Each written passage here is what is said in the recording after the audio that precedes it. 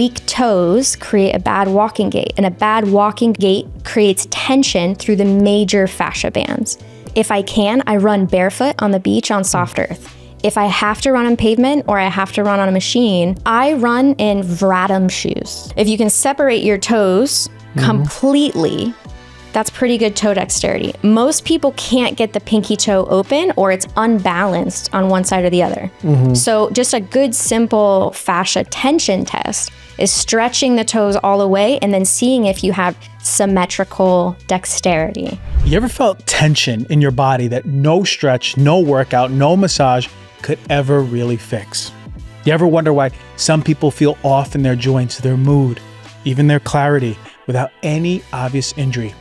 What if it's not your muscles? What if it's your fascia? Today, I'm joined by Brooke McPoyle. She's a fascial educator, breathwork teacher, and founder of Musical Breathwork. Brooke bridges science, somatics, and spirit to truly help us unlock our flow in our bodies and the power in our voices. Her work in fascia has transformed how people move, heal, and even feel. I actually found her when I was scrolling on Instagram, just looking for some more information on fascia. And instead, I found someone speaking about fascia with so much clarity, passion, and depth. So what exactly is fascia? Can it hold trauma, affect your energy, your aging, your emotional state? We're about to find out. But first, take a second and come back to your body. Maybe even close your eyes. This conversation isn't just for your head. It's for your whole system. Let's dive in. Thank you for joining this episode of Heal Thyself. To support the show, please rate, review, and subscribe. It gives us the opportunity to really expand this knowledge to people who need it most, and you can do your part by just sharing the love. Again, thank you for listening. I'm forever grateful, and I love you all. Let's get started. All right, Brooke, thank you for joining the show. You know, I found you on Instagram when I was typing in fascia, and I wanted to see who else was talking about fascia. And thank God, I found someone who's so passionate about the science of the fascia. And when I'm reading about fascia, I'm like, no, there's a spirituality piece here. There's an energetic piece that we're not talking about.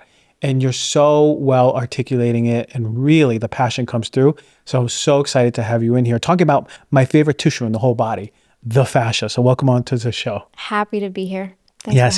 Thank you. Okay, so before we start, we're going to close our eyes. Viewers, listeners, this is a great time right now for the next 30 seconds, 40 seconds to actually come back into your body, because we want to be able to receive this information truly with our body and not just with our logic. So we ground ourselves, feet on the ground. We feel our butts wherever we're sitting, or maybe you're standing, just feeling the weight of your legs. And maybe we can just relax our bellies. Are we sucking our bellies so much? Can we relax our bellies? And we'll take 3 deep breaths into the belly, in through the nose. Breathe in. And breathe out softly through the mouth.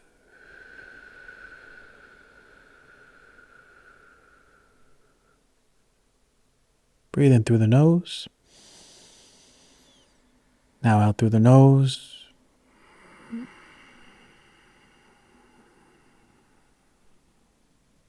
Maybe notice your belly just relaxing. As you do one last breath, breathe in. Fill up the belly, breathe in, fill up, and breathe out. And now we're here, ready to receive this wonderful information. Welcome to the show, Brooke. Feels good, right? Yeah. Just a little bit of grounding. Yeah, I appreciate that.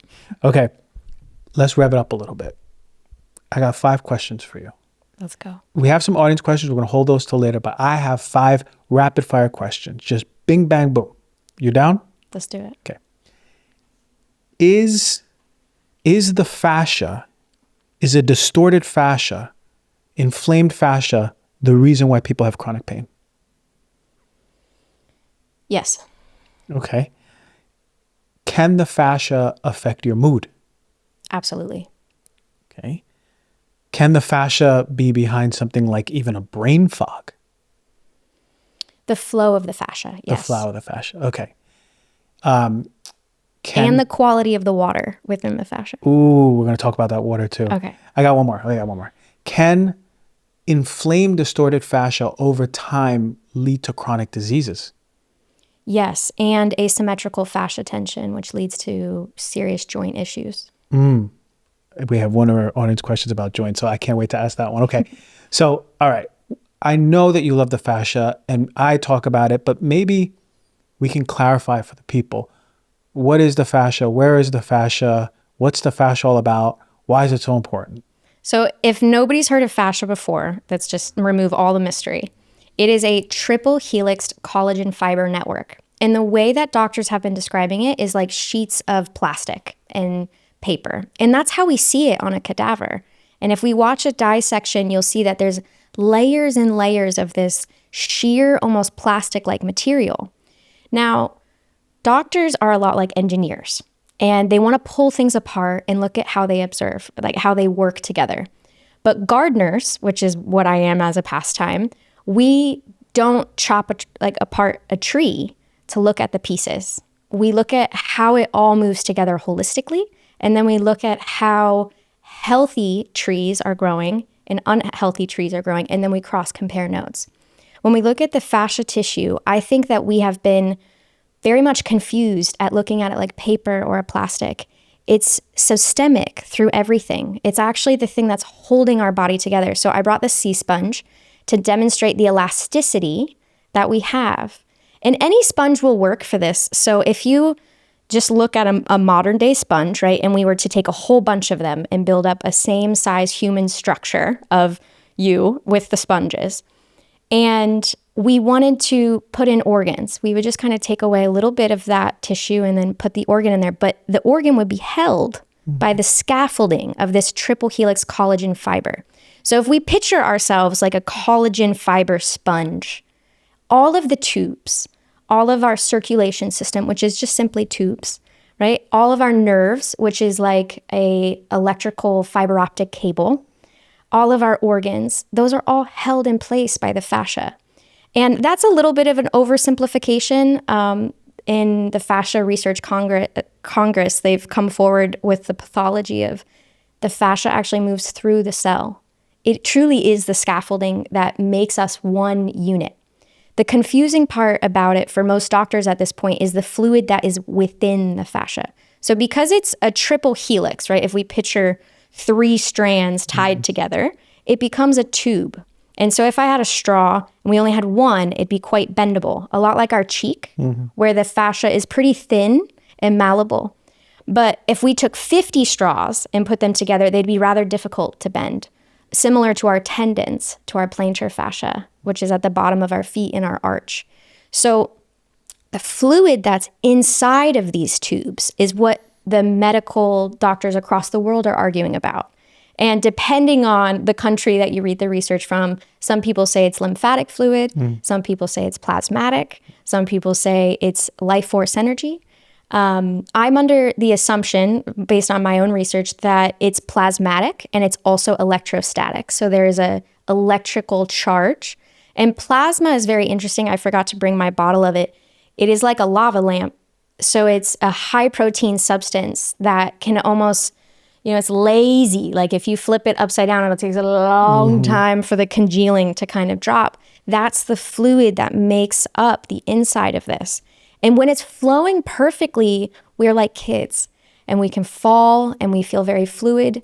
But as we age, as we drink bad water, as we, have heavy metals exposed to our system, as acids build up and our nerves, get damaged from that, the fascia stops to becoming pliable and it starts to stiffen. So there's a fluid on the inside that we don't really understand yet, but the fluid on the outside of the fascia tissue, we do understand. It's hyaluronic acid. And when we have enough of that and there's no stagnation in the hyaluronic acid, we have a lot of flow. There's still a lot of flexibility within the tissues themselves. But the tissues are different in different parts of the body. So in some areas, they're soft, like that one straw. And in other areas, they're like 50 straws put together. And those are called major fascia bands. And we have 9. And I often compare them to musical instruments. So we have 26 fascia insertions to our skull alone. So the thing that connects the tension of our body, the reason why we can take a baby and hang them on a pull-up bar And even though they have no muscles, they don't rip in half. It's because of the tension of the fascia.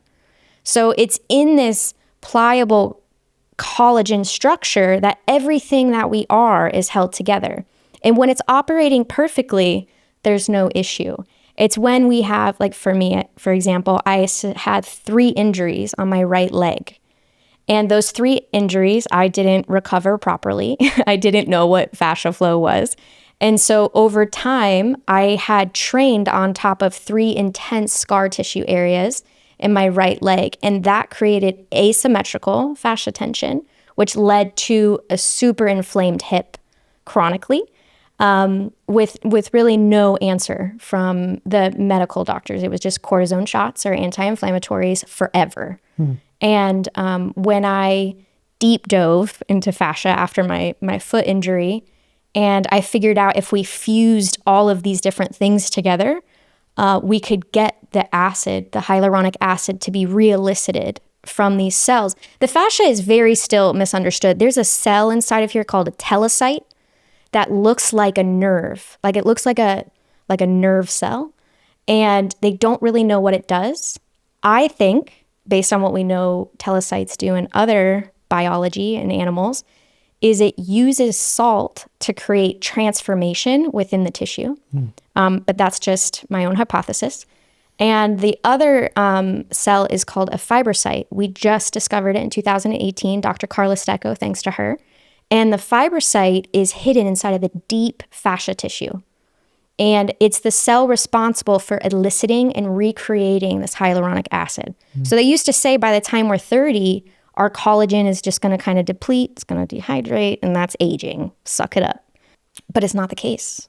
It's really like aging is a matter of how dehydrated your cells are and how much fluid, hyaluronic acid fluid we can pump through the system. So I'm taking 60-year-olds and giving them their younger body back, and it feels like a magic trick. It's so potent because you hear, it's like a step further than Chinese medicine saying like you're as old as your spine, right? That movement or that flow, that fluid is the thing that is aging you or bringing you back to your youth. And that's the number one thing that I've noticed as I got older. I'm like, oh, well, I literally just came to this like moment where I was like, wow, I'm not 10 years ago, I'm 40 now, 30. And I actually began to feel it in my body this year. I was like, I don't know if I'm recovering the same way. I have to actually like move a lot more. I have to take care of my body a lot more. And it was like a really sobering moment. But I thought immediately about the fascia. So I was like, okay, I need to give more love to my fascia. You mentioned something, well, you mentioned a lot of things, and it really, really intriguing, these mystery cells. What is this mystery fluid? You always, you look at the science and fascia, and it's mystery.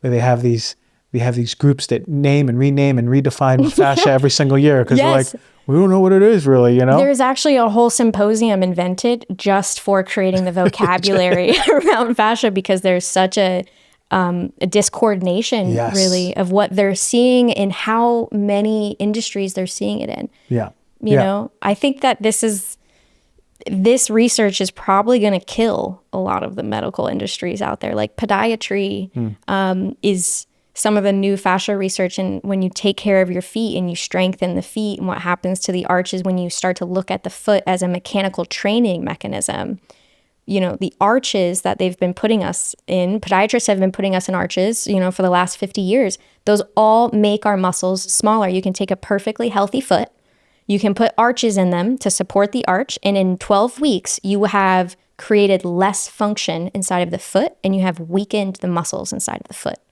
So bunions, things that people are getting surgery for all the time, are completely preventable with the right sequencing and the right training and the right opening of the fascia within the foot. Wow. I have like so many questions that have came through my head. I had like 4 and now I got 5. Let's go with the 5th one. Because then sneakers, right? We're talking about, you talk about feet, you know, in your course, you talk about feet right in the first module, like the first video. like our Nike shoes, Reebok shoes, New Balance shoes, the what's the running one that everyone goes crazy for now, the really expensive ones, the On sneakers, the Hoka sneakers. Yeah. Are these doing terrible? Are they terrible for our feet? This is your year to feel your best. And I mean that really from the inside out. Our bodies have this incredible ability to renew themselves. But as we age, this process starts slowing down. And that is where I discovered something game-changing. MitoPure. What makes MitoPure special is it's the only clinically proven supplement that helps your cells clean out and renew themselves. So the only one. It's like a reset button for your cellular health. And what really blew my mind is that people are seeing double-digit increases in muscle strength and endurance without changing their exercise routines. And I've seen it firsthand. I've been using this for quite a while now, actually. I use it every day. I took 2 this morning, and it's real results. Better energy, faster recovery, overall feeling really vital. I actually have a lot of energy. I feel like I have too much energy from taking it. It feels really, it's like one of the best supplements.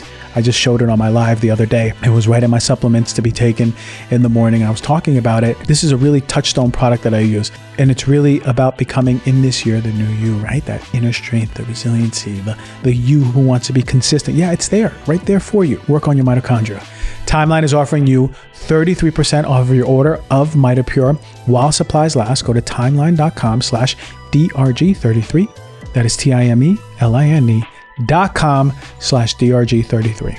You know I'm serious about training. You know I'm serious about recovery. You know I'm serious about getting really fit. At my age, 40 years old, we want to be like I'm 20-year-old fit, right? And I learned a lot about quality supplements over my years, especially in school. And let me tell you, there's a supplement called Puori O3 Ultra Pure Fish Oil. It is the best one in the industry, okay? Best across the board. They only use small fish. They test every single batch against 200 contaminants, 200. And it's essential, especially because a lot of us have really low EPA and DHA. When I was running tests, nutritional tests on people, this was oftentimes something that was really, really low, and it's essential for heart health, brain health, eye health. And guess what? Overall research is also showing that EPA and DHA balance, omega-3s is really, really important for muscle recovery and strength. So if you're active, it's essential. This is a go-to that I put every morning in my little cup. 2,000 milligrams of EPA and DHA in their natural form, and it's certified both clean and sustainable. I know I'm getting the best omega-3s in the game. Puori is offering you 20% off of this fish oil, and actually all of their products. Just go to puori.com/DRG and use the code DRG at checkout. That is PUORI.com/DRG. Yes. Like, short answer, yes. Long answer, shoes that are good for our feet encourage us to be toe striking, like ball of the foot striking over heel striking, which is a lot of those running shoes are so soft, such a fat platform on the bottom that our bones don't even really feel the floor anymore, which could create some bone density issues in the future.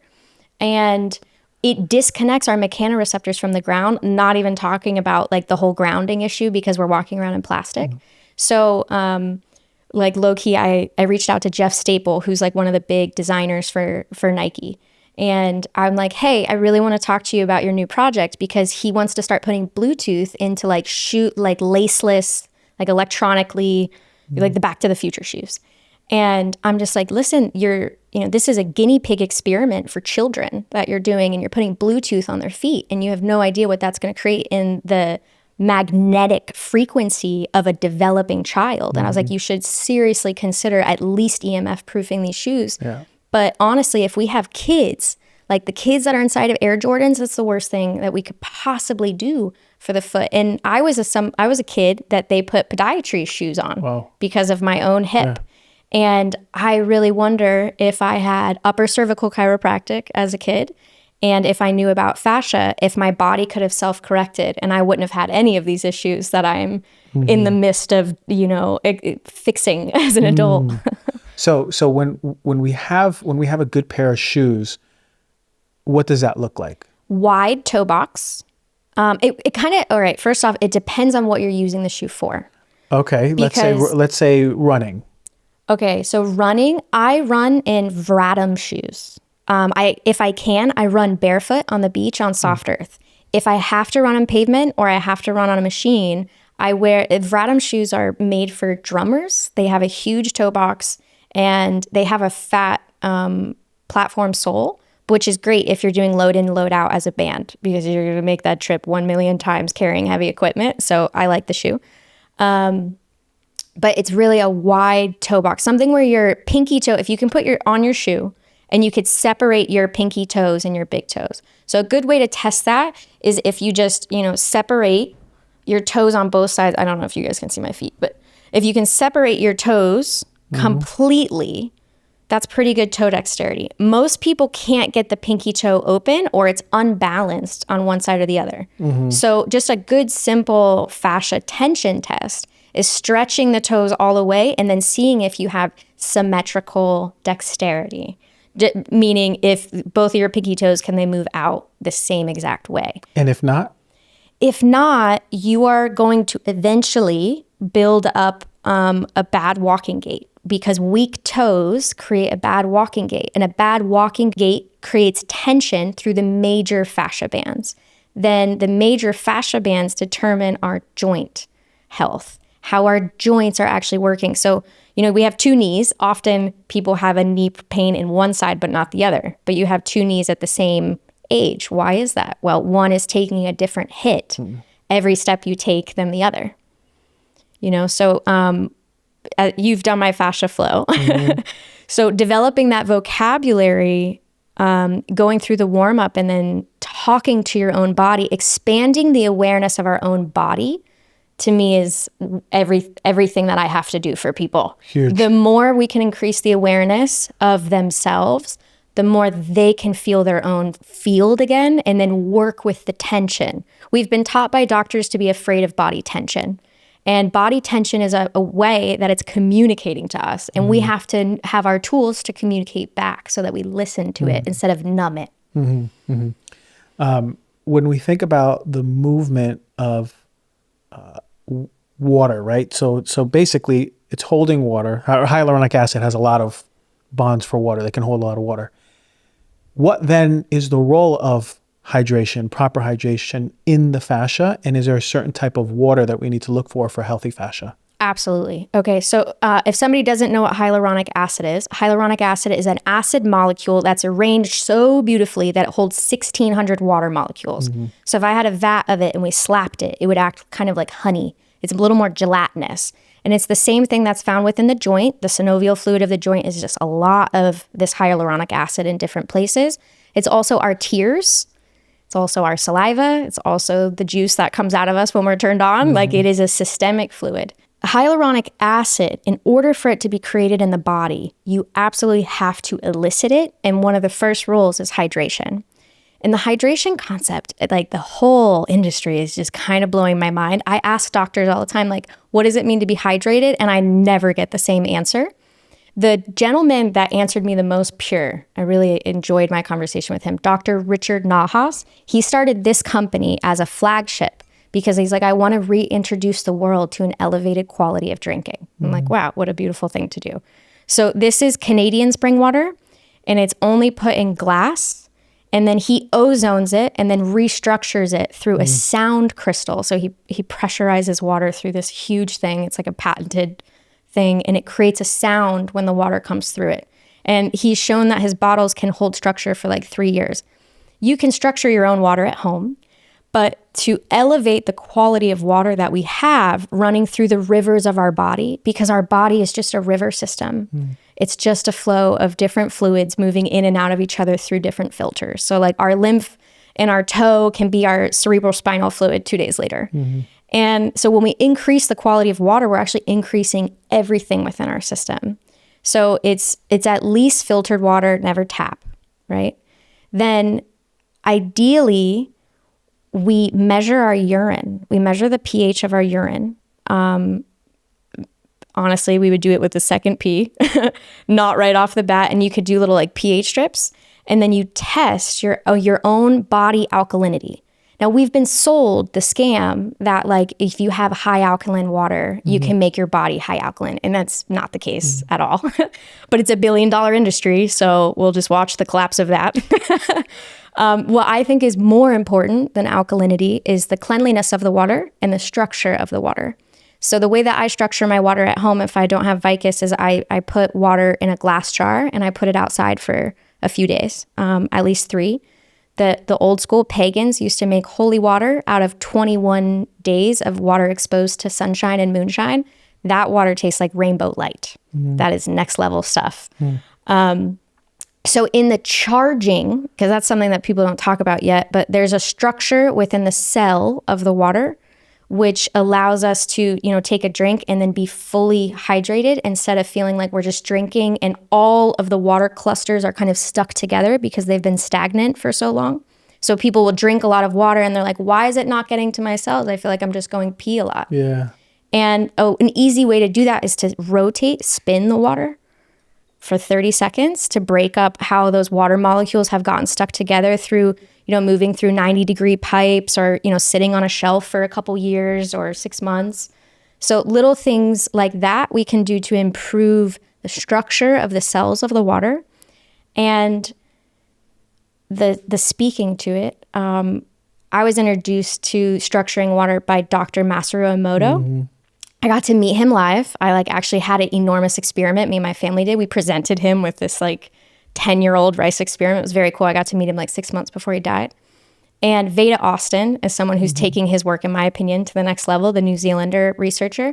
And Masaru Emoto was saying water is sentient and we can talk to it. We can kind of program the water. And so tell your water, thank you and I love you. And when I got to interview Veda Austin, I was like, what do you say to your water? And she goes, I just say hello. I trust that it reads my field because it's so sentient and conscious and it knows what to give me more than I do.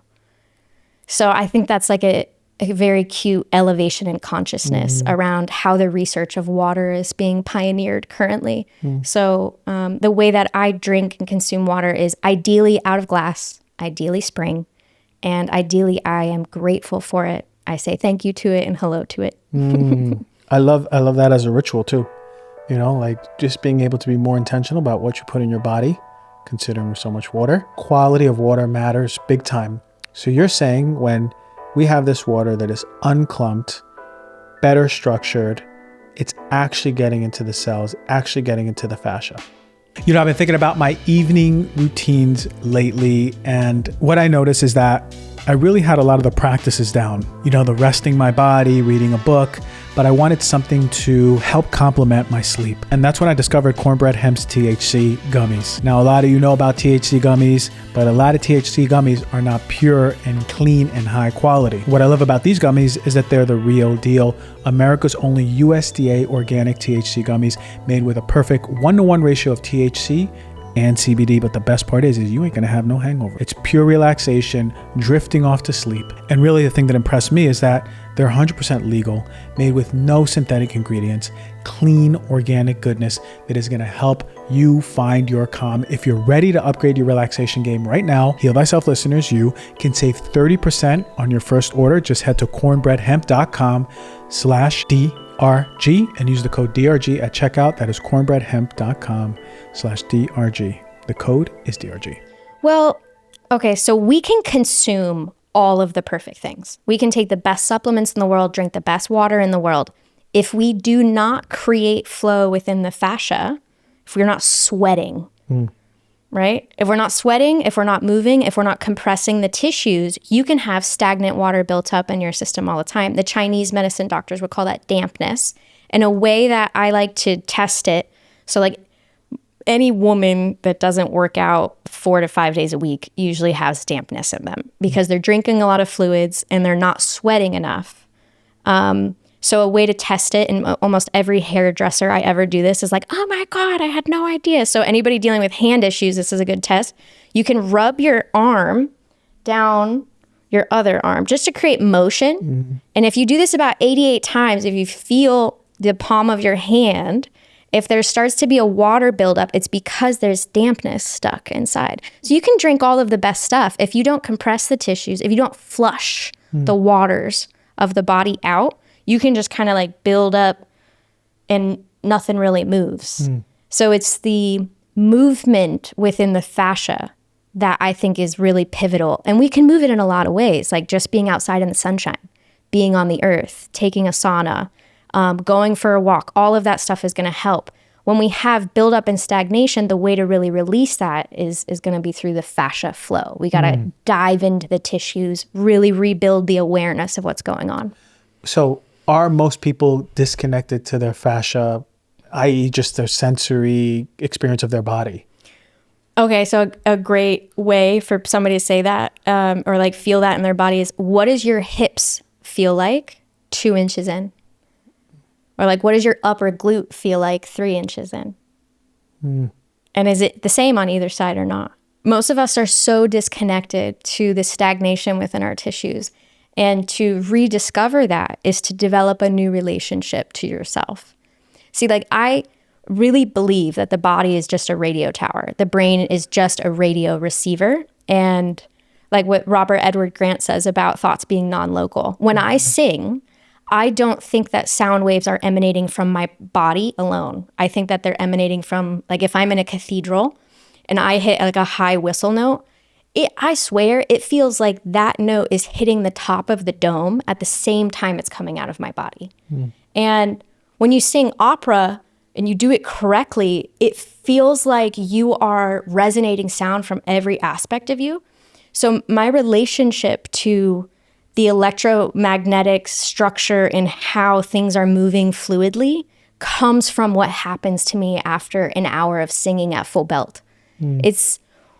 We are an animate machine that we can either empower and make mighty, or we can make very weak and fragile. And it all comes from the inside. So our relationship to the inside of our body, I believe, is the core source of how that animating energy is going to move out of us. If we want to be bigger, we have to go inside. If we want to be smaller, we focus on the outside. We focus on others. I understand that. I feel that. I feel that. That's what they mean when they say go within. So for people who just viewing and listening, they go, okay, I don't even feel my right hip. It's like, I think I have one, and they poke it and they go, it's there, you know? I would say that most people are having this experience with their body. And can that be then correlated to feeling contracted, feeling small, feeling weak and fragile? And if so, what now can we do to start coming to that mighty, inner, expansive, like God-given right that we can align with? Well, first off, it's acknowledging that we've been programmed to numb. We've been programmed to be more dull and distracted from ourselves and our own power. So first, it's realizing that there's so much more power inside of us than we've been told, and that we are the only ones that are capable of doing that work for ourselves. No one can do that work for us. We have to do it. Once we accept that, I think the biggest inputs to our field, like to truly, like what I'm reaching to get people to, is a brainwave state called gamma. And I believe that the only inputs that we really need to focus on to start that process, not like to get all the way there, but definitely to start it, is our breath and the flow of our fascia tissues. And the reason why I say that is because the breath is the combustion engine for the circulation of all of our fluids. If I sit here and breathe at 25 breaths a minute, everything is going to be kind of like moving. But if I sit here and just breathe at 4 breaths a minute, there's a completely different rhythm within every capillary of my body. And that rhythm is going to determine how my heart rate links up. Then that heart rate is going to link up to my brain. And then that brain wave is going to link up to how I'm feeling on the outside of my body. So the input drivers for this giant, mighty feeling is a breath and the flow of the fascia. Because when we looked at ourselves like a radio tower, what we need is a grounded tower, and we need a stable brain. Then we need that brain to be open, aware, and conscious. Ideally, the whole body becomes an open receptor for the fields around us. Does that make sense? Okay. And the brain is receiving those signals. Yeah, I mean and transmitting. Yeah. Like this. I mean, is it local? Is it non-local? Are we in string theory or simulation? Where are we truly? Where's that coming from? Okay, so what I'm hearing is that breath, first and foremost, most important to get everything going. The combustion, you said. Yeah. Okay, then are we breathing incorrectly? Totally. And what's the correct way to breathe? So I would love to just show us. Okay. There's a lot of nuance within the breath and the precision of breath. And I feel like having a precise shaped breath is definitely a new way to train your mind, body, and energy to kind of link back up. Yeah. And so instead of just expansion and contraction, when we look at the physiology of the lung field, most of our lung tissue is sitting at the bottom. So the more we're capable of breathing into the lower part of our lung field, I cue the belly. And there's a lot of people like, you don't breathe into the belly. I know. It's the lower lung tissue is where our power comes from. The more we fill that up and the more we keep air in there, the more productive each breath becomes. So the way that I like to shape it for a beginner is we inhale through the nose, we fill up the belly. When the belly is full, keep the air there, inhale more and fill the upper part of the lung field. Then when we exhale, I want you to keep the belly out and exhale, empty the chest, then empty the belly. Now, if I was teaching a singer how to belt, okay, the way that I would cue them is inhale, fill the front part of the belly. Inhale more, fill the back part. Then inhale more, fill the back. Inhale more, fill the sides. Inhale more, fill the chest. From here, hang out. Feel the tension. Feel if the tension is symmetrical or asymmetrical. Then when you exhale, keep the belly out. Exhale from the chest. Then the sides. Then the back. Then the belly. But exhale everything from the belly. Suck it all the way in. Belly button to spine. Tuck in on the lower rib cage. Lift the belly button to the heart and feel the emptiness. And release. So when you train a shape, this is a Fibonacci shape from the nose into the low belly. Mm-hmm. When we train a shape, we generate more control over our air pressure. So as a singer, you play the lungs like an accordion. As an opera singer, you play the lungs like a giant accordion. Mm-hmm. You're using everything. If you're a rapper, or That's if you're... me. I rap. So as a rapper, you have maybe like a second before your next flow, right? And the more air you have behind that flow, the longer you can go, the more ridiculous it can get. So there's something that you can train. I call it, you know how we have the 1-inch punch? I call it the 1 second inhale. And I train it by teaching people a detox breath, which I showcase online all the time. It's just a rapid... And with the proper tongue position, this just rips your lymphatic system open. It's beautiful. I only do it for 90 seconds so that we don't elevate the nervous system into any weird places. Because at 2 minutes, that's when the body starts to get all clammy and weird. So 90 seconds is a really good touching point. But when we're doing that, we're training the lung tissue to open. We're cleaning it out. And then we're also training this 1 second all the way max load. So if I'm sprinting with someone and we're racing, or we're playing basketball, I suck at basketball, let's just pretend I play basketball, and we run, right? If I want to outperform you through the whole game, I want to be able to recover faster than you do from those sprints. So having a 1 second inhale where you get to full power, you hold your breath, and then you slow your heart rate down is like such an edge as an athlete to like train your heart rate to come back down. So if you think of a basketball player on a free throw line and they just got done running, it's like, I wish they would all nose breathe. Like that's the moment for the basketball players to nose breathe, is sitting on the free flow line and taking those breaths and re-controlling the heart rate. Because that's what you need as an artist or an athlete when you're under performance. Yeah, they had said thank you for those breaths. Actually, they're really helpful. And my girlfriend, she sings. She's just getting into. She's a singer, but she she's you like gotta kind of encourage just that. Yeah, but that breath is really cool. It's dynamite. Like to be able to really let it all come out. But I was listening. Michael Jordan, basically, his heart didn't really go up. Like it would be really fast, and then he'd come right back down. Wow. Okay. Because he was mentally just so present and at peace, because he was just doing something that it was like flowing through him. He didn't really think about what he was doing. Yeah. And so I'm almost positive his mouth was closed and he knew he was nasal breathing And he knew some breathing codes that other players didn't know yet. He had the edge. Funny. Dan and I were watching this dissection last night, and it was how the tongue is part of the deep front line of the fascia. And he made a joke about how Michael Jordan, when he's playing basketball, always sticks his tongue out. And he's like, do you think, because in the dissection, they happen to say how the tongue is the most forward pressing of all of our fascia and how it can be a driver for how we experience life. And he was like, oh, that reminds me of Jordan and how he would... He went with the tongue out when he's... almost when like he's in the air, just flying. Yeah, that's really cool stuff. I'm always so fascinated around tongue, mouth, tongue posture, and how that is affecting the whole body. But when we think about the fascia, you said brainwaves, and this is something that really stuck to me because you talk a lot about brainwaves. Is the goal to be in a predominant brainwave state versus others, or like what is the biggest block for our brainwaves being liberated from this just this anxious neurotic brainwave state to like this like peace and present state?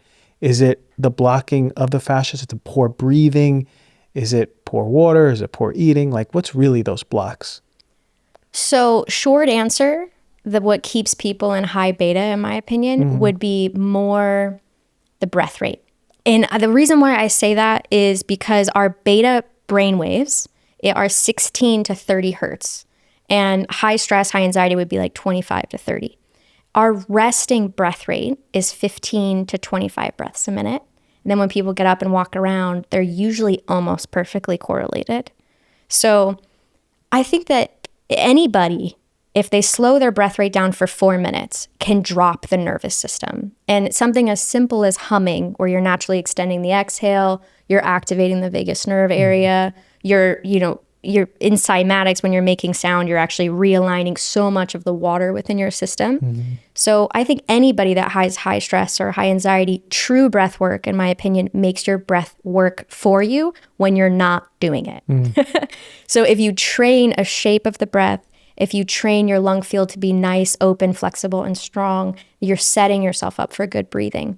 I taught breath work for about a decade before I added fascia.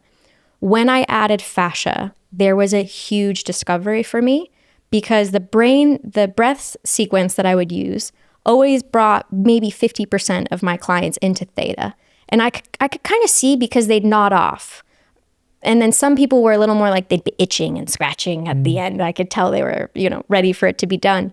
When I started to do Fascia Flow and then the Mighty Breath after in like tandem classes, 100% of my clients would just be completely altered after. And since I started doing that, I'm just like, wow, this is how we change the brain. It's not just breath. The body tension, if you come in and you have a ton of body tension and your breath rate is elevated, sure, I can drop your breath rate and your brain will calm down, but the body tension is still locked into this state of stress. So if we start to teach the body that, hey, we're safe, we can open. It's okay that we experienced that in the past. We're just going to slowly, I call it brushing the Cheeto dust off. I look at trauma a lot like Cheeto dust. It's just like we've never brushed our teeth in our whole life.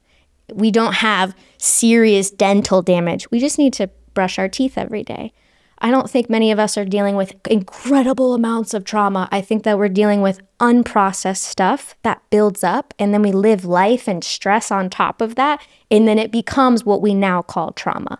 But if we had a sequence, it's just life. It's the adventure. It's the ups and downs, but we have to kind of rebound from our ups and downs to feel that way. If it just feels like we're constantly down and then everything gets caked on top of us, well, that's the Cheeto dust. It's the Cheeto dust. And we've become so numb, right? Like we just don't even feel our body because we have so much Cheeto dust, right? It's like blocked out these receptors. And you see people getting stuck in their mind. Oh my God. So people that are walking around with a bit of obesity and they have a bad breath rate and, they take anti-inflammatories regularly or they take medications regularly. When they, start to dive into the body, it's intense. It's intense for them to feel all of the things that they've pushed out. So it's changing, in my opinion, it's how do I create this disciplined little sequence that's as effective as I can make it into devotion. devotion to who we are, to the mightiness that we want to become, to our future spring-loaded behavior. A lot of my clients, they get well so fast and they're like, oh, I don't need it, I feel good. I'm like, okay, well, it's here for you when you stop training and it starts to hurt again, you just come back to it. So the devotion process is difficult to make people fall in love with, but that's where my energy's at now. Yeah, what I always say is like there's like 101 should be like eat, well, the rules for life: eat, sleep, eat, like move your body, and like have a connection with your body. We lost that. We really lost that connection, that bridge, and it's so problematic. I talked to you about my work in the beginning, and like we can tell there's it's reproducible. We know where like emotions are in the body, where they can get stuck, and I want to go into that in a moment. But how people live in their head because they're so afraid and numbed out to be in their body. So when they're on the table, I'm like, whoa, like it's really difficult to get them into the body until they actually feel safe in their body. Yeah. And with me, the environment too. Both signals, the environment and self. And so we've run away from our body, and in that body is so much for the person's healing, right? It's like you said, actually being able to feel our hip and our glute and what's actually going on, and tension being the biggest indicator for so much. It's like, I always say, you got to know every morning where you're holding tension and what is your body telling you? Because I found that you can talk to your tension. Like it'll tell you like, oh, whoa, like I've dropped into my body and I'm like, oh, whoa, I didn't process that, did I? Am I angry still? Oh, here it is. Yeah. You know, I'm like, you know, it's like, because all it wants is your awareness, you know? Anyway, when we come to the emotions, do you believe, you know, they have the body keeps the score and all these somatic books, and a lot of people say it lives in the muscles and in the organs. Do you believe it's in the fascia? I think that the fascia is going to be the bridge for us to understand how big we truly are. I don't think we live inside of the body. I think that we live in a field, and our body happens to be the center of that field. The fascia, in my humble opinion, is instead of like a sheet, which is how they explain it in a lot of the book, I believe that it's in an icosahedron shape, which is the water cluster shape. And it's a collapsible structure, which means that like it can fold into each other and then open up because it's perfectly made. It's made of fractals. It's meant to be compressed and open. So when I think of what we are and who we are and how we exist, I think that we are in this energy grid, that there's multiple layers to us. We have a biological layer, and we have this energetic layer, and then we have this oversoul layer. And it's in the marrying, the meshing, the resonating of these different fields. So if somebody doesn't vibe with those words, it would be your breath rate, your heart rate, your brain waves, and your fascia tension. Those 4 indicators are going to help us see how big your field is and how much you're truly resonating. Because I can be here with you right now. If I'm thinking of something else, you could feel that charge. Versus if I'm here with every part of me fully present, you can also feel that charge. So there's this electrical component to life that people are so much more aware of than they let themselves onto. And as a golfer, there's this very palpable thing that happens when you're playing golf on a course and the group in front of you is giving you like the evil eye because they think you're playing slow. And you can like feel it on the putting. You're like turning every 30 seconds like, yo, they're putting pressure on us. And they're just looking like there's no actual exchange over the 300-yard hole, the 200-yard hole, whatever you're on. And you can feel it. And artists feel it when they're on stage and you have all of these eyeballs, all of this attention and energy directed towards you. How do you handle that? How do you call all of what you are back into your present field? Anchor into that new reality and then use it like NOS. Use the adrenaline like a vasodilator to your greatest and highest potential.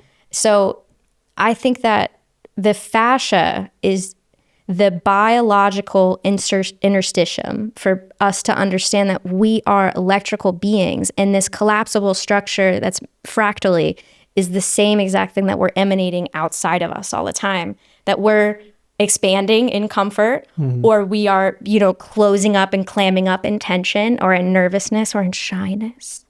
And our voices get really weak. And I want to be the gateway drug to people's mighty voice. I feel like everything in the world can change if I could take, 1 million people and teach them how to belt from their heart as loud as they could. I think that people would rediscover their true power, because when you're belting, you are moving and flushing everything within you. You're taking what's inside and moving it outside. I think it's one of the most incredible cymatic experiments we could possibly do, is learning how to sing loud as hell. Yeah, 100%. Even if the cats are going to be screaming outside, that's okay. When I work with clients for the emotional release stuff, the most important aspect I tell them of anything is the ability to sound from your belly, deep in your belly, down here. And if they can't sound, the practice we can go through, but it won't fully happen. Not that there's a goal. Whatever happens, happens. Yeah. But the moment, especially in women, they find their true voice, and they're not speaking from up here, but they're actually like dropping, and they're actually giving that permission to themselves, and they're like, oh, fuck it, I don't care where I am. And it's been in this room a lot, it's just, I swear, I'm like, oh no, checking my phone to see if there's an earthquake, but it's just that power. And my God, like my favorite moment in all this work is that moment where the woman comes in like this, and then she comes out like this. And I'm like, wow, like you just unfolded her. This field. Yes. She was collapsed and you opened her. Yeah. That's literally the work that the number one thing I've seen in women with emotional release is not necessarily, I just want to get out my anger, get out my sadness. It's really, I want to come back to my power. And mightiness. I love, like, that's my favorite word for it. It's so, because I know that woman's going to change so much. Like I've had this one particular woman, she broke up with her partner for 10, 15 years, started a new job, like life changes because she taps into her voice and that sound. So when you said that. It powers the field. It powers the field. Yeah. You said the four parameters that really influence your field and how people feel you. What were they? Breath, fascia, the electrostatic buildup. So like grounding, being outside in sunshine, you can stand in a river, all of those things, like our body sucks in the electrons. And then it's quality of water, in my opinion. But when I say water, I also mean the movement of water, like water sweating 3 days a week hard. You don't even have to use your heart rate. Like you can sit passively in a sauna. I feel like those are literally the 4 foundational interventions to make yourself more attractive. It's like people do all these things, but like it's really that energetic field where people are like, who is that person? Right? Like I want to be around that person. Well, what is it to be a celebrity? Like to be not like okay, so I had the privilege of walking adjacent to Wayne Dwyer when he was still alive. And it was a sunrise, and I like the core memory for me. He was all by himself. He was walking this way. And when he got within 80 feet, me and my friend that were walking, shut up. We just got quiet. We were like, whoa. And he came by us, and we like moved around. He's just by himself. Like nobody else is on the beach. And when he passed, we didn't speak for like 60 more feet. And it was like, who was that? It was like being around a saint. His field was so large and palpable that you just didn't want to speak around it. You were kind of like, wow, this is breathtaking. And that to me is what would define a true celebrity, where people are nourished by the energy that you are emitting, and the energy you're emitting is so palpable, so strong, so pungent that they can feast on it. Literally. Yes. It's nourishing to people. I've experienced that in myself and with other people. Like I've noticed when I'm like, oh my God, I feel so full being around that person. And it wasn't even necessarily anything they said. They're just like, so for me, I'm like, wow, that person's embodied. But in reality, their breath is probably on point. Their fascia is probably on point. They're probably drinking good water. Like you're saying, they're probably spending some time outside. They're charged up. In some sort of way. They're resonating to a degree where they become nourishing. And what an amazing thing to focus on, like the imprint of your energy, how Like to ask yourself, how does my energy leave people when you leave the room? What's the ripple wake that you left? Is it beautiful or is it disgusting?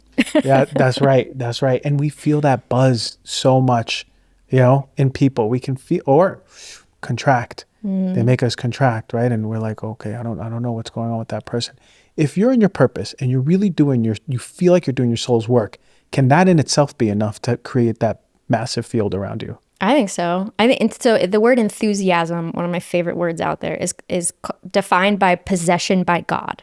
And the way that I like to think about it is, if you're standing under a waterfall and you just have this constant source of energy coming into you, you are capable of infinite things. Like you don't really need to eat or drink or to sleep. You can kind of operate on a manic energy wave. And when we think of all great people, I am yet to find a great person that lived a beautiful, balanced lifestyle. I see greatness. I see manic, depressive behaviors. I see pockets of sincere addiction, and I see pockets of real reconsideration of what they are and what they're doing. And, is this the right thing? And do I need to rethink it all? And, great artists, they can pop into these frames of reference where for 3 straight days they don't eat, they don't sleep, and they're operating on this totally different thing. And, that to me is real enthusiasm. We're looking at components and inputs to stabilize that feeling, but enthusiasm to me is the energy form that all of us should really be addicted to. And most of us don't have the privilege to walk in. And that's one of the things that I think it would change the world if we just hunted our enthusiasm. Isn't it beautiful that the soul is always talking to you, like, keep doing more of this, and the enthusiasm really builds up, right? It's like all we have to do is listen, because it's giving us excitement. Sometimes it moves though. Yeah. Like, have you been in that position of life where you're like, you're doing the thing and it feels really good, and then it's done. And it dies out, and you're like, what? I thought I was right where I needed to, and the universe is like, nah, dude, you got to move over here now. Shift the gears. Shift the gears. Yep. Start tap dancing now. I'm like, I don't want to tap dance. Okay, really cool. Okay, so you mentioned the fascial flow, and for the viewers and listeners who don't know what that is, you speak of a specific way to really start working with the fascia or liberating the fascia. You got your ball in your hand, and I know that we're going to have another demo. A lot of people are using like the foam rollers, or I was using the lacrosse ball all the time before your course. What do you suggest we can do right now to start intervening, to really start opening that fascia, to start feeling better in our bodies no matter what age? Okay, I love that question. So the fascia flow is a 8-rule sequence in order for you to brush the fascia, specifically your major fascia bands, to brush that tension out so that we create balance on both sides of the body. I use just a ball. So a lot of people still think I'm hands-on. I'm not hands-on. I teach people how to be hands-on with themselves. So instead of having one person on the table for an hour, I can have 50 people in the room. We all get the same experience, but I teach you how to fish. And all you need is a ball. It's a prime tool. And the ball simply simulates an elbow. So we're recreating a deep tissue massage with a ball. You can use a block. Now, as an athlete, I used a foam roller for a decade. The issue that we have with anything bigger than this really is the square surface area of a block or a roller is going to be too wide to separate the major fascia bands. So these 9 major fascia bands, they're over top of each other. So when we use a ball, we can soften and separate the bands. We can feel both bands, let's just say, of the superficial back line, which runs from the bottom of the foot up the calves, but it separates at the calf. So it's one kind of main tendon down the foot, and then it splits into 2 and it links behind either sides of the knee. If we use a roller, standard roller, we're going to hit both of those sides at the same time and not feel any discrepancy between that tension. If we use a ball, we can hit one side, we can hit the other side, and we could start to locate tiny little areas that we call adhesions or densifications. It's just where the fascia tissue has become glued together. And when we have this glueness, even though it feels solid in the body, it's just trapped liquid. So the way that we can move this trapped liquid is by following the 8 rules. It's kind of too much to explain, and there's a sequence to it, but it's all about moving this fluid without ripping, tearing, or shearing these fascia fibers. Because as an athlete, all of the fascia release that I was given was simply going to create inflammation, and then the next 2 or 3 days, I wasn't going to be able to train because I had ripped all of this apart. Now all of these tissues have to find themselves back together. So even though, okay, I don't feel the little hard spot in there, everything is so bruised and tender that I can't even train. So by looking at it like a fractal, it becomes kind of easy. We're just moving water through a sponge. We need to compress it. And in that compression, there's a number of rules that we need to follow in order for those cells to be activated. But it's as simple as using a ball with our body and building a layer of vocabulary around where we're going to hunt, seek, and destroy these things. Because the body has done a lot of work to keep us out of pain. So if you have an adhesion in your body, after 2 weeks, it'll tell you for a while. After 2 weeks, it'll go numb. So we need to reopen the body. We need to return on all of the mechanoreceptors, all of the little nerve fibers that have maybe gone offline because they haven't been palpated or moved or touched or anything. And when we do that, we can build this new layer of understanding of where in our body we need to move the fluids, where the fluids have become trapped. And often because of our same sitting posture, it's in the same spots. The feet, normally there's a lot going on in the feet. The plantar fascia is one of the densest bands in the whole body. It's like kind of similar to the Achilles or the IT band. So it takes a while for that to open. And then it's also at the top of the calf, the bottom of the hamstring, the top of the hamstring, and then the top of the quad. And that's our sitting posture. So if we had hoses always kinked in certain areas, guess where the fluid's going to be stuck? Yeah. And when that fluid is stuck, it's causing inflammation?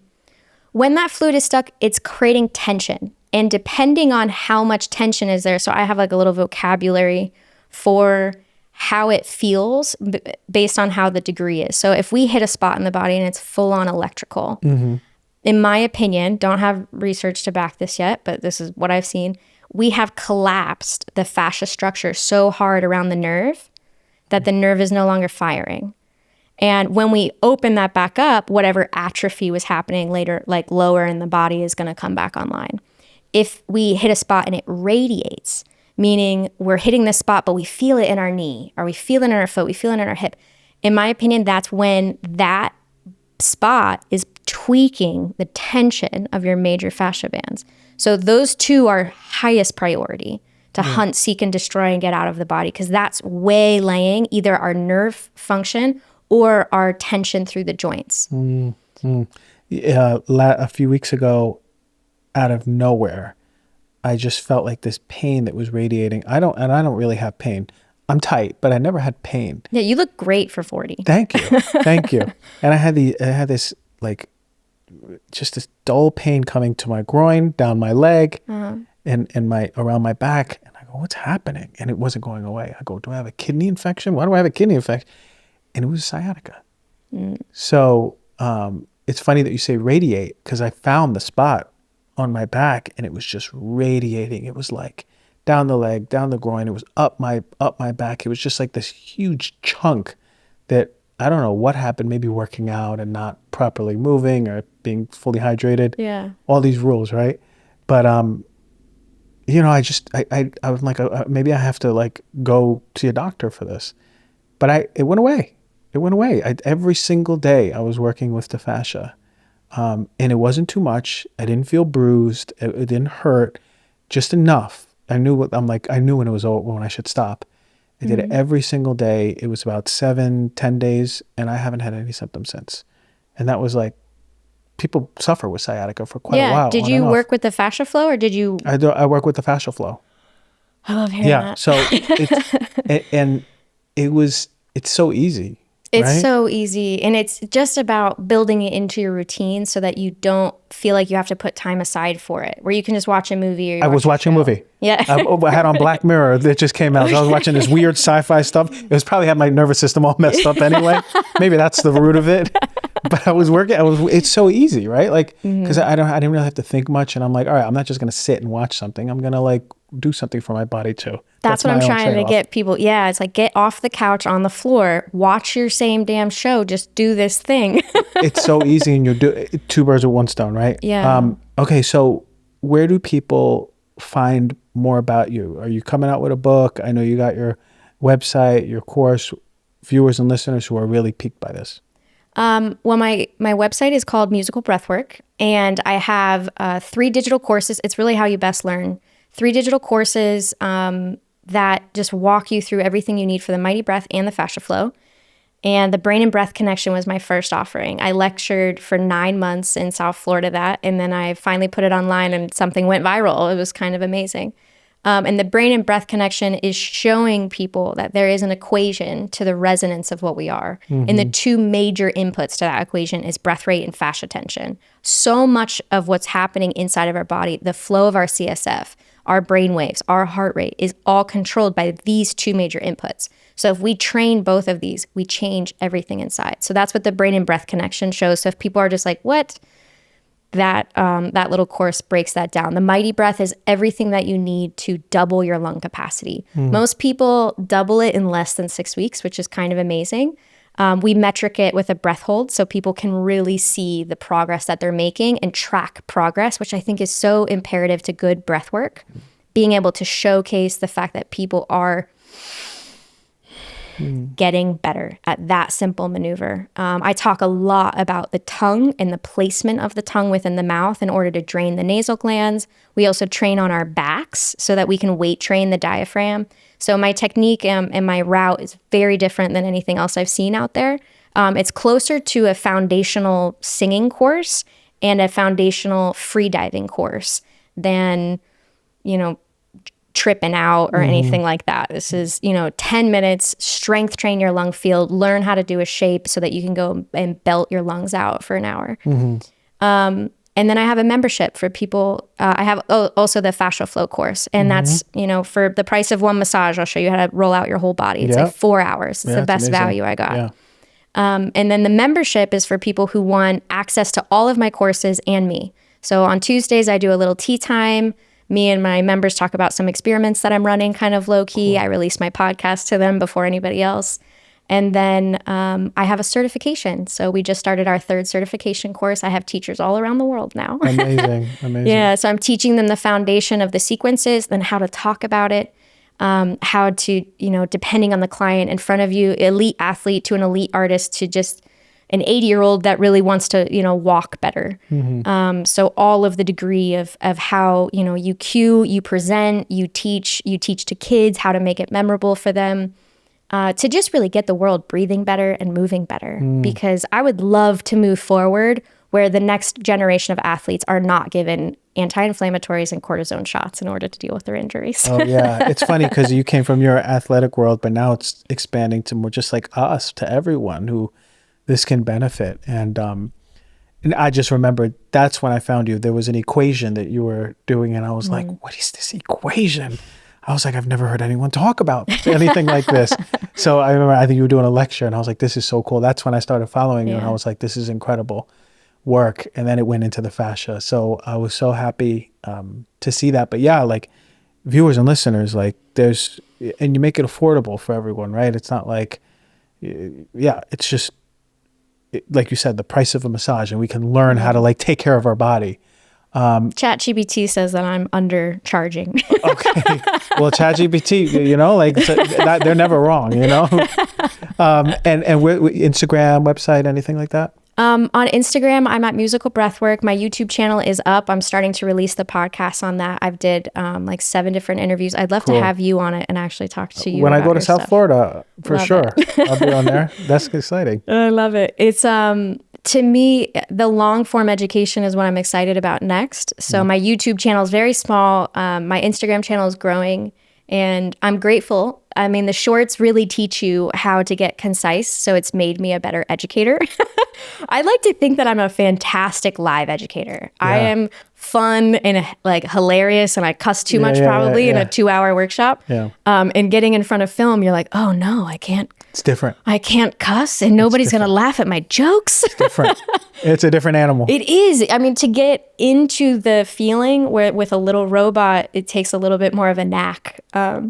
But that's been a fun exploration too. So Instagram, I'm Musical Breathwork. My website's Musical Breathwork. My YouTube is Musical Breathwork. I am on TikTok. I am on LinkedIn. I don't love on those as much. I'm still building my team. But it's that's where people can find me. And I'm happy to work with people around the world in whatever capacity they need. That's why I have the digital courses, the membership. I do private sessions. I have some VIPs that I fly for, which is kind of nice. Awesome. Yeah. Awesome. There's some people that are like, no, I need you here. I'm like, okay. You're like, you can take my videos. No. I need you here, please. Before we wrap up, really quickly, your protocol for people viewing and listening, how can we just do better by our fascia, our body, our breathing, whatever it is, waking up in the morning, what's important that we should do? Drink really good water. How much? It depends on how much you're sweating. Yeah. We want to feel like a fluid sponge. Okay. That's what we're looking for. And if we don't feel like a fluid sponge, we either have too much bad fluids like soda and all of that sugar is going to create a lot of inflammation within the system. So we want high quality water, and we want to sweat hard at least 3 days a week. You don't even have to work out to sweat, but we have to release the fluids from the sponge material and then replace it with good water. Spring water has minerals in it, so that's why I recommend it more than reverse osmosis. If people have reverse osmosis, make sure that you're conscious about your minerals. Not everybody is the same. Not everybody needs the same exact sea salt, so I'm not going to pretend to know, but it's a matter of us dialoguing with the tissues. Some people needed magnesium. Some people need some salt. Some people really like Celtic salt. I wish I had a better answer for that. I'm deep diving into what is salt? Why is there so many? What do we actually need? How can we tell what we actually need? To me, the next wellness evolution is going to circulate around water, salts, and movement. And not movement in the classical linear training. It's going to be omnidirectional and inverted. And instead of talking about single muscles, we're going to talk about body lines, body shapes. For sure. Yep. I think really that's the next level of, so if somebody wants to take care of their fascia, wake up, drink really high quality water, and make sure that you're sweating minimum 3 days a week really, really hard. If somebody feels like they're just so dry and stiff, I highly recommend hot salt baths. When we do that, we can sweat. We can also kind of replace things. We can kind of change the tissues. Foot massages can never be overlooked. My favorite. Foot massages, the more we can get our toes online, active, strong, the more stable the entire radio tower becomes. So the more often we're barefoot, we're grounding, we're out in the sun, we're going to charge up those electrons. By doing that, if we were kids and we had started on a protocol of sweating 3 days a week, drinking really good water, grounding each day, being barefoot as often as possible, I really think that we wouldn't have the damage. I think a lot of the damage has come from being shoved into shoes that were narrow, very young, being disconnected from the ground, drinking questionable water, that, how it is. Yeah. It's so easy and cheap, right? Like we can give ourselves a foot massage, or we can get a really high-end one if we want. Or we just get a ball and we do it to ourselves 5 days a week, because the foot is always changing too. Like that's the thing about, I love a good massage, but it's not just about getting a massage a month. Our body needs so much more than that. We really need kind of 5 massages a week. Yeah. Oh boy. All right. Thank you so much for this. This is like really super valuable information. And I love that no one's really talking about it, not in this way, or not in this context, or not this integrative or holistic and spiritual and energetic and all those things, right? Like up my alley. I love this stuff, and I really hope viewers and listeners, you love this. You got to go check out Brooke, go check out the information, go learn how to work with your fascia. I mean, it's how long? How we can learn it in what? How long is that? The whole body is 4 hours, but within 30 minutes, you're already starting to practice. Within 4 hours, you have a primer for the rest of your life to understand your body.